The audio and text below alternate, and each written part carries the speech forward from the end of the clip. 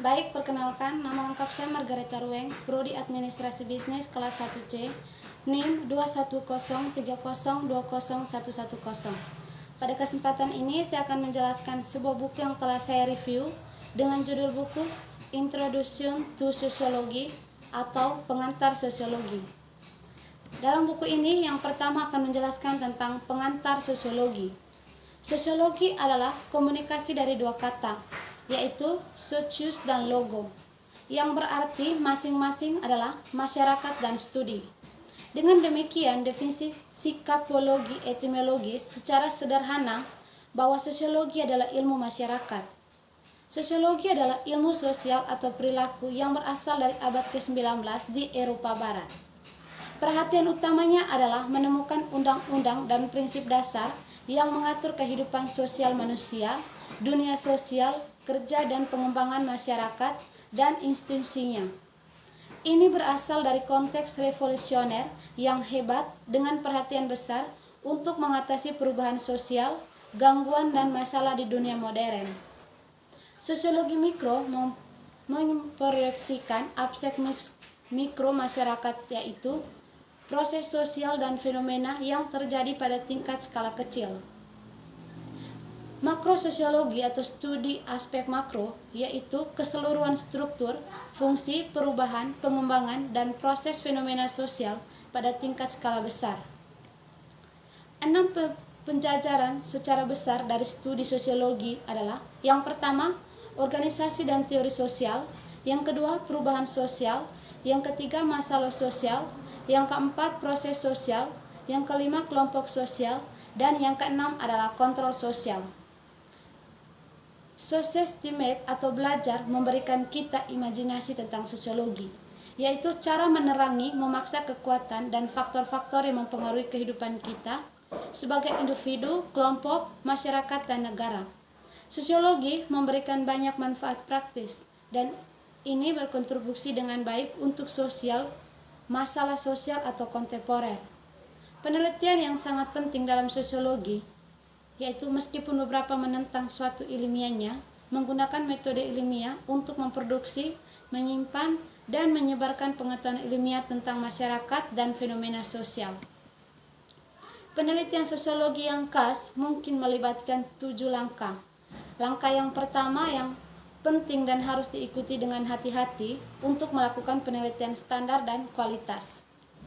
Sosiologi bukanlah pulau, itu saling bergantung antara ilmu lain.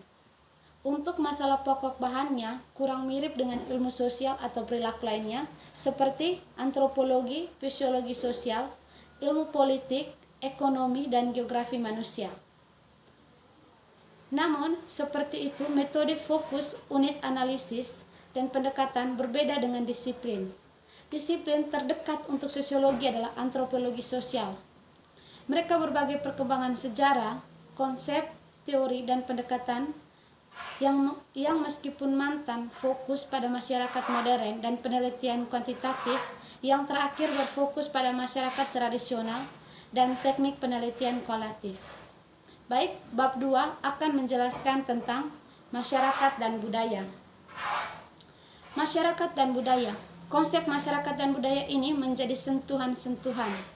Yang pertama, masyarakat adalah pengelompokan otonom yang mendiami wilayah umum, memiliki budaya yang sama atau sesaham kepercayaan, kebiasaan, dan sebagainya bersama yang saling terkait satu sama lain melalui interaksi sosial yang diurutkan dan status dan perannya yang saling bergantung. Masyarakat dapat berkontribusi sebagai tingkat yang berbeda di global, benua, regional, bangsa, tingkat kelompok, negara, dan etika. Bergantung pada berbagai kriteria, masyarakat dapat diklasifikasikan ke berbagai kategori seperti dunia pertama, dunia kedua, dunia ketiga, dan masyarakat keempat. Berdasarkan pembangunan ekonomi dan status sosial, dunia ketiga dan masyarakat keempat berdasarkan pembangunan ekonomi dan status sosial, ekonomi secara keseluruhan, dan berburu dan mengumpulkan, pastoral, agrarai, industri, dan industri para industri berdasarkan sukses temporal dan sarana mata pencarian utama. Istilah budaya mengacu pada keseluruhan cara kehidupan masyarakat. Ini termasuk apa yang mereka guna, kebiasaan pernikahan dan kehidupan keluarga mereka, seni dan pola kerja, upacara keagamaan, kenyamanan, sibuk dan sebagainya. Budaya memiliki berbagai dimensi seperti bahan dan non-material, implisit dan eksplisit, organik dan supraorganik. Ideal dan aktuarial, dinamis dan statis akan melangkahkan dan melengkung. Unsur-unsur penting dari budaya yang meliputi yang pertama, simbol, bahasa, nilai, dan norma. Aspek penting inilah dari budaya seperti variabilitas budaya, estistometris, relativitasme budaya, dan kejutaan budaya. Universitas budaya alternatif dan spesialis dan lega akan timbul di budaya lalu dibahas. Bab 3 akan menjelaskan tentang sosialisasi. Pengertian dari sosialisasi. Sosialisasi ini adalah proses yang sangat panjang yang tidak berpikir, di mana individu dilatih dan dipasangkan pada fungsi normal masyarakat dan kelompok mereka. Hanya manusia secara biologi mampu bersosialisasi. Dengan demikian, basis biologis yang membuat sosialisasi pada manusia mungkin termasuk tidak adanya naluri kebutuhan kontak sosial, kapasitas untuk belajar, ketergantungan masa kanak-kanak, dan bahasa yang berkepanjangan. Presis sosialisasi telah mengidentifikasikan mekanisme di mana sosialisasi terjadi. Ini disebut dengan mode pembelajaran sosial. Mode pembelajaran sosial ini meliputi yang pertama, pengkondisian klasik dan peran, identitas mengambil, pembedaan setelah pemecahan masalah, dan pola sosialisasi bervariasi dengan masyarakat ke masyarakat. Ada dua pola sosialisasi yang luas. Ini adalah sosialisasi perspektif yang berfokus pada mekanisme hukuman dan penghargaan, menekankan ketaatan anak, dan sosialisasi partisipatif yang berfokus pada anak yang berpartisipasi dengan menekankan sosialisasi yang berpusat pada anak. Tujuan dari sosialisasi ini yaitu menekankan disiplin ilmu dasar dan mencakup aspirasi serta disiplin ilmu, memberikan individu dengan identitas mengajar, peran dari sosial dan sikap pendukung mereka, dan keterampilan mengajar. Jenis sosialisasi utamanya adalah sosialisasi sosial anak, sosialisasi orang dewasa, dan sosialisasi realisasi sosial. Jenis monitor lainnya meliputi sosialisasi antipasi dan sosialisasi sebaliknya. Pengetahuan dan pengembangan kepribadian secara keseluruhan menjadi agen dari sosialisasi formal yang memainkan peran yang sangat penting. Sekolah dengan berbagai tingkat dan media massa, televisi menonjol agen sosialisasi yang paling kuat yang berkaitan dengan anak-anak, seringkali dengan efek negatif. Yang keempat akan menjelaskan tentang organisasi sosial dan interaksi sosial. Organisasi sosial mengacu pada orang yang secara berkelompok dan dikelompokkan dalam jaringan interaksi sosial dan hubungan yang abadi. Lingkungan hidup dan kerja yang tepat seseorang adalah kelompok kehidupan. Sebagai kapal tidak dapat berfungsi di luar air, manusia dan hewan tidak hidup untuk periode waktu yang berkapasitas yang beraneka ragam dari konteks kelompok sosial. Apapun yang kita lakukan, katakanlah berperilaku atau bertindak, mendapat arti yang benar dalam konteks kelompok sosial. Kehidupan organisasi sosial orang dapat dijelaskan dari berbagai kelompok sosial, agregat, kategori, dan lain-lain. Kehidupan organik masyarakat disemen atau terpangku bersama dengan kekuatan interaksi sosial dan hubungan. Alam dan dinamika intersosial adalah kehidupan kita sehari-hari yang dibahas. Konsep dari interaksionisme simbol utama dan simpatan, drametri, teori dalam interaksi sehari-hari, etimologi dan konstruksi sosial realita juga dibahas. Status sosial mendapatkan individu dan kelompok struktur sosial di mana beberapa lokasi didefinisikan oleh kelahiran dan lainnya diperoleh dengan pilihan, upaya, dan kompetensi. Status dikaitkan dengan peran, kemungkinan ideal, dan aktual. Biasanya ketergantungan peran dan konflik, introle atau stata strain, dan ketika terjadi antara berbagai peran seseorang. Inilah yang dinamakan dengan konflik peran.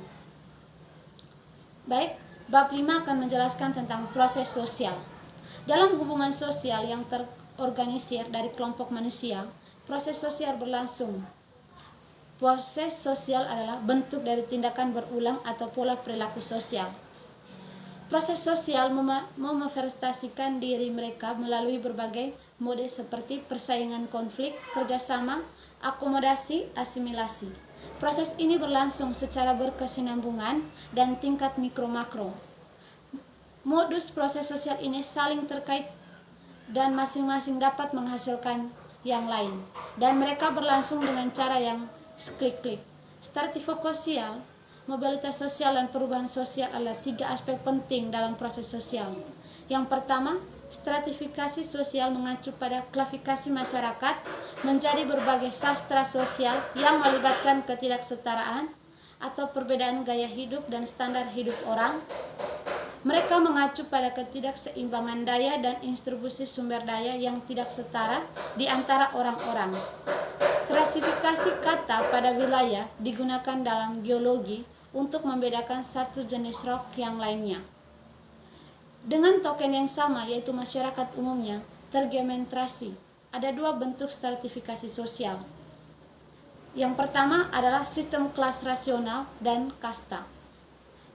Yang pertama atau sistem sosial mengacu pada kategori orang-orang yang memiliki stastrum, yang memiliki standar atau sis ekonomi yang sama atau kurang mirip. Yang kedua adalah jenis stratifikasi sosial yang tertutup dan kaku, posisi atau jajaran. Bab 6 akan menjelaskan tentang iktasir, patologi, sosiologi. Istilah patologi sosial adalah masa sosial yang sering diganti secara bergantian. Mereka mengacu pada kondisi masyarakat yang sakit. Karena tubuh fisik menderita berbagai penyakit, masyarakat berbagai sistem juga menderita berbagai patologi yang mengacu pada fungsi yang tepat dan sangat ekstensi. Sosiologi lebih memilih untuk menggunakan masalah sosial untuk patologi sosial. Masalah yang terbatas pada dimensi fisiologi individu atau kelompok sosial mikro ini mungkin bukan masalah sosial walaupun mereka adalah menafsirkan kondisi masyarakat yang berpenghasilan. Beberapa masalah sosial memiliki alam universal atau global yang lainnya yang terkait dengan tingkat pembangunan, ekonomi, teknologi, psikologi, dan budaya yang sama. Beberapa masalah sosial semakin menjela di masyarakat industri yang lain berlaku dalam masyarakat industri yang berkurangan. Masalah sosial utama adalah meliputi kelaparan, pelacur, pengangguran, kecanduan narkoba, tunawisma, mengemis, kemiskinan, perkotaan, dan ledakan popularisasi dan kemerosotan ekologis, antara lain masalah yang meningkat sejak pertama sampai terakhir. Baik, pada bab 7 akan menjelaskan tentang metode profesional sosial dan profesional kesehatan sebagai agen perubahan. Yang pertama, tingkat sosial atau pekerjaan sosial adalah konsep terkait. Mereka yang mengacu pada tindakan atau pekerjaan yang bertujuan untuk membawa perubahan positif yang diinginkan dalam kehidupan orang, individu, kelompok sosial, atau masyarakat yang mungkin menemukan diri mereka dalam keadaan apapun yang terserentak, keadaan yang paling sulit dan terkena kekuatan di luar kapasitas mereka. Mereka disebut dengan sistem klaim. Mereka yang membuat usaha yang bersifat sistematis dan teliti untuk membuat klaim dan membantu diri mereka disebut dengan agen perubahan. Agen perubahan ini harus berpadu oleh prinsip panduan mendasar dan metode tindakan sosial atau pekerjaan sosial. Agen perubahan bekerja dengan orang individu dan mempelajari kasus dalam kelompok sosial, kelompok kerja atau masyarakat, organisasi masyarakat, dan agen sosial ini memperhitungkan prinsip dan pendekatan dasar. Dalam hal apapun, agen perubahan harus memainkan peran mereka sebagai lostor, pemimpin, pelenggaraan, peneliti, dan paduan, konser, dan piagam. Dan mereka harus menjalankan secara etis dan sesuai dengan apa yang paling tepat. Baik, sekian saja dari saya. Saya ucapkan terima kasih.